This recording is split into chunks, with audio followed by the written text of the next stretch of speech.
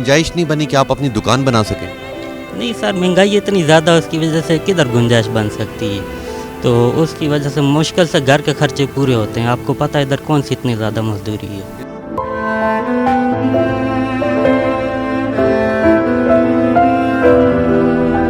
आप इस कुर्सी की हालत देख सकते हैं कि ये मुख्तलिफ जगहों से इसे कील लगाए हुए हैं और ये यहाँ पे इनके पास इतने नहीं हैं पैसे कि ये नई कुर्सी ले पाएँ।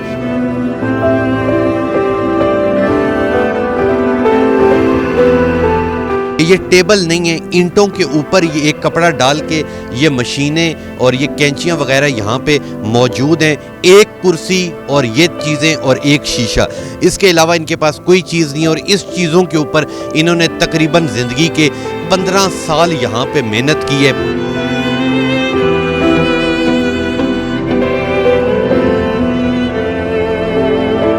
अस्सलाम वालेकुम, मैं हूं तबस्सुम रियाज रांझा।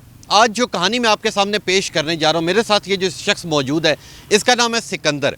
और सिकंदर तकरीबन पिछले 14-15 सालों से नाइयों वाला काम कर रहा है, बड़ी मुश्किल से ज़िंदगी गुजार है। और टोटल इसके असासे के अंदर एक कुर्सी, एक कैंची और एक कोई और चीज़ है। टोटल इन चीज़ों से ये अपनी पूरी ज़िंदगी इसने गुजार दी है। मगर इसके ख्वाब आज भी हैं कि जो तकलीफ़ें इसने देखी हैं वो इसकी औलाद ना देखे। ये अपने बच्चों को पढ़ा लिखा के बड़ा आदमी बनाना चाहता है। इसकी कहानी इसकी ज़बानी सुनते। अस्सलाम वालेकुम। वालेकुम अस्सलाम। सिकंदर, मुझे सबसे पहले ये बताएं कि ज़िंदगी के इतने 15-16 साल आपने ये काम किए, वो भी बिल्कुल इधर कोई चीज़ नहीं है, सिर्फ एक पुरानी कुर्सी के ऊपर गुजार दिए, ठीक है। ज़िंदगी के अंदर इतनी तकलीफ़ें कैसे आ गई?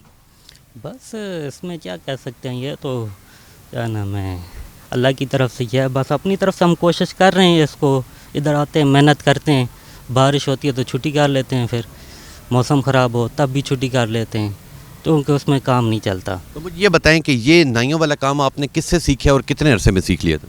ये मैंने तकरीबन 1.5-2 साल में सीखा था चाचू से सीखा। तो मुझे ये बताएं कि आज तक इतनी गुंजाइश नहीं बनी कि आप अपनी दुकान बना सकें?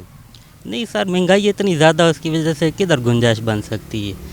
तो उसकी वजह से मुश्किल से घर के खर्चे पूरे होते हैं। आपको पता है इधर कौन सी इतनी ज़्यादा मजदूरी है। बिल्कुल ठीक कह रहे हैं। मैं अपने कैमरामैन को कहूँगा कि ये कुर्सी दिखाए। आप इस कुर्सी की हालत देख सकते हैं कि ये मुख्तलिफ जगहों से इसे कील लगाए हुए हैं और ये यहाँ पे इनके पास इतने नहीं हैं पैसे कि ये नई कुर्सी ले पाएँ। इतनी मुश्किल से ये यहाँ पे ज़िंदगी अपनी गुजारें। तो मुझे ये बताएं कि रोज़ाना का तकरीबन कितने घंटे ड्यूटी करते हैं और रोज़ाना का तकरीबन कितना कमा लेते हैं? तकरीबन 6-7-8 घंटे काम करते हैं और 500-600, 650, 700 रुपये बनता है। तो मुझे ये बताएं कि आजकल तो इतनी बड़ी बड़ी दुकानें बन गई हैं, लोग ज़्यादातर वहाँ जाते हैं। तो अगर आपके कस्टमर की बात की जाए तो आपके कस्टमर की क्या पोजीशन है? कस्टमर की इतनी ख़ास पोजीशन नहीं है, चूँकि बड़ी दुकानें बड़ी हैं, ज़्यादातर लोग वहीं जाते हैं। यहाँ हमारे पास वही लोग आते हैं जो गरीब गुरबा होते हैं। तो मुझे ये बताएं कि आपके कितने बच्चे हैं? मेरे माशाल्लाह 3 बच्चे हैं। 3 बच्चे हैं। तो मुझे ये बताएं कि जितना आप रोज़ाना यहाँ से कमाते हैं वो बच्चे आपके पढ़ते हैं? जी पढ़ते हैं। तो मुझे ये बताएं कि गुजारा हो रहा है घर का भी, बच्चों की फीसें भी?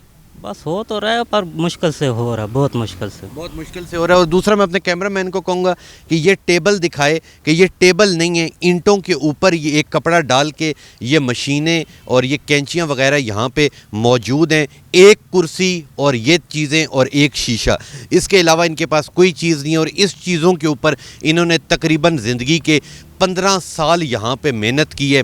मगर इंशाल्लाह सिकंदर, अल्लाह अच्छा वक्त ज़रूर लेके आएगा आपके ऊपर। तो हुकूमत पाकिस्तान से को अपील करना चाहेंगे?